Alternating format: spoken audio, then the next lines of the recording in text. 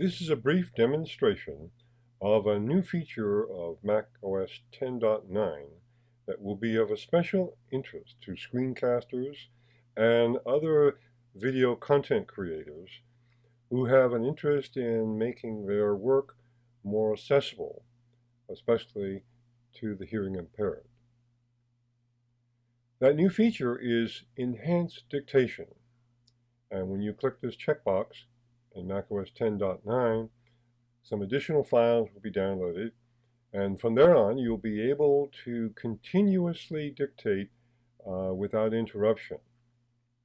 The reason that's important is that previously dictation required an internet connection so that speech could be sent to the Apple servers, converted into text, and sent back. This created difficulties for longer forms of speech because there would be gaps caused by the back and forth of having to send the speech to Apple servers and get the text back. So now we can have long form speech and not have any gaps and delays or anything like that. To demonstrate, for those who have not seen this before, we can speak into a microphone with any application that accepts text. And here we have a Pages application open, and it looks sort of like this. The quick brown fox jumped over the lazy cow. Just that simple. You speak, and it gets turned into text. And some people can speak more quickly than they can type, so this is a great boon to those folks as well. However, for those of us video content creators, screencasting, people who have video in interactive iBooks and things like that, this is not quite what we need, because oftentimes we have a recorded audio file. Someone else recorded it. There's no transcript oftentimes. And so we can't go back and recapture it or ask someone to write it down for us. It's just, the data is just not there. So the challenge then becomes, how do we take a recorded audio file and pipe that through macOS 10.9's new Enhanced Dictation system to create text? Now, it's not really obvious, and as you'll see, going through all this plumbing is going to take a little contortion, but it's entirely doable by almost anyone. So let's take a look at this. First, we needed to have an example to use. And so I went to NPR, and this being the 140th anniversary of Abraham Lincoln's Gettysburg Address, it seemed appropriate to use that. And NPR has very graciously arranged for the actor, Sam Waterston, to read the speech and provide us with a downloadable audio file. So I downloaded the file from here, and it's on my desktop right here. And so now we have an example. So the challenge then is to take this audio file and turn it into text using macOS 10.9 Enhanced Dictation. First thing we do is we're going to set up a number of applications to pipe this audio from the QuickTime player, which is what I'll be using to play it, over through the various pipes and so forth of the operating system to the dictation and speech subsystem, and we'll see how to do that. First application we're going to turn to is Audio Hijack Pro.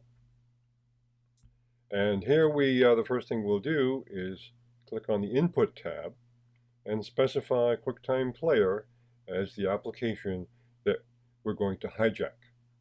Actually, we're just going to hijack the audio from the application. And so anything that we have that's being played by Audio QuickTime Player will be captured by Audio Hijack Pro. Now the next step is we need to send it in the direction of the dictation and speech control panel, that subsystem. So we go to the Effects tab and click on one of those, and we're going to choose what's called the Auxiliary Device Output plugin. And there it is. It has a very simple interface. We take the output and we're going to send it somewhere other than to the speakers, which is where it would normally go, or the headphones. So here we're going to send it to an application. Actually, it's another subsystem called Soundflower, which is a free download, and it becomes part of your audio system in macOS 10.9. You'll be seeing it show up in all of the places where audio can be selected, either as an input or an output. So we're all set up on Audio Hijack Pro.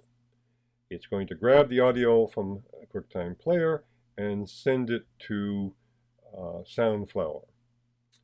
So the next step is we go over to the Dictation and Speech Preference pane, and as you can see as I speak, the animation here indicates that the EyeSight camera is picking up my audio.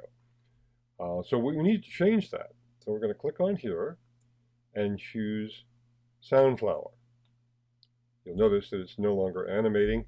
So now all the audio from Soundflower will be used as the input to the speech subsystem, and the dictation subsystem. So we're all set up. Let's go and return back to Audio Hijack Pro and start this process. The first thing I do with Audio Hijack Pro is I click the Hijack button. This means that all the audio output from QuickTime Player is being captured by Audio Hijack Pro and being sent to Soundflower. And when it gets to Soundflower, it'll go to the dictation subsystem and be turned into text. Well, nothing's happening right now because I haven't started the audio. So there's no audio at all coming through. The other thing I need to do is to have an application like Pages and turn on dictation in that application. So what I'm going to need to do pretty quickly is start the audio file and then jump over to Pages and start dictation. I'm going to be using a keyboard shortcut to make that faster. All right, so you ready? Let's go.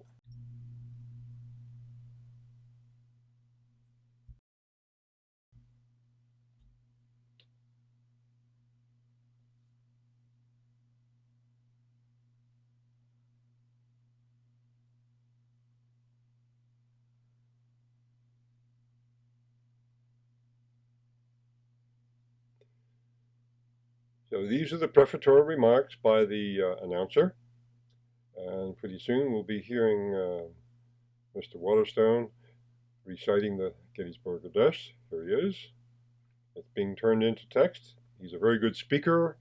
It's nice and accurate. Not a lot of mistakes so far. Other speakers will produce slightly different results. It's your mileage may vary, as they say.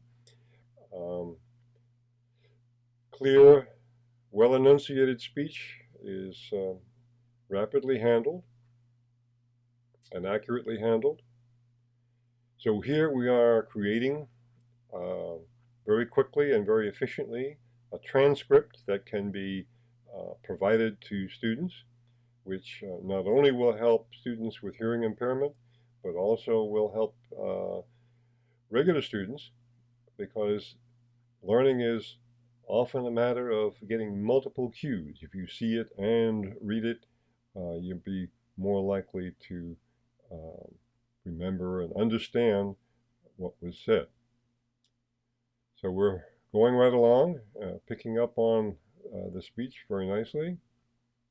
The other thing that we could be doing with this text is that we could use it as the basis for creating subtitles to our video. This can be done in ScreenFlow 4 and 4.5 very nicely. There's a whole subsystem there that's dedicated to the creation of subtitles. And so we get to the full speech, and as soon as we get that done, we'll stop the audio and stop the recording, and we'll be done.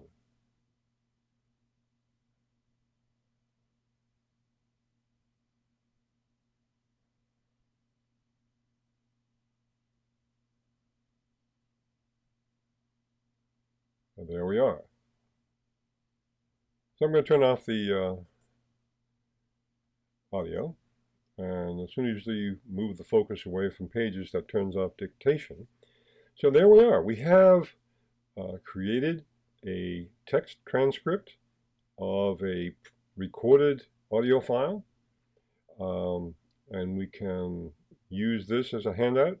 We can also use this as the basis for creating subtitles in our video, and thereby assist hearing impaired students and other students understand the material better than they otherwise would.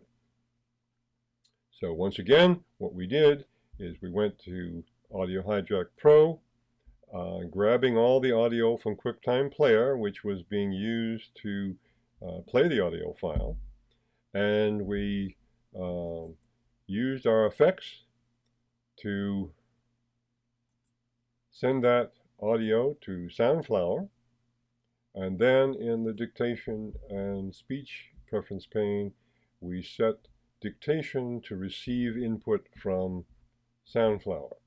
And as you can see, it all worked very well. So that's how it's done.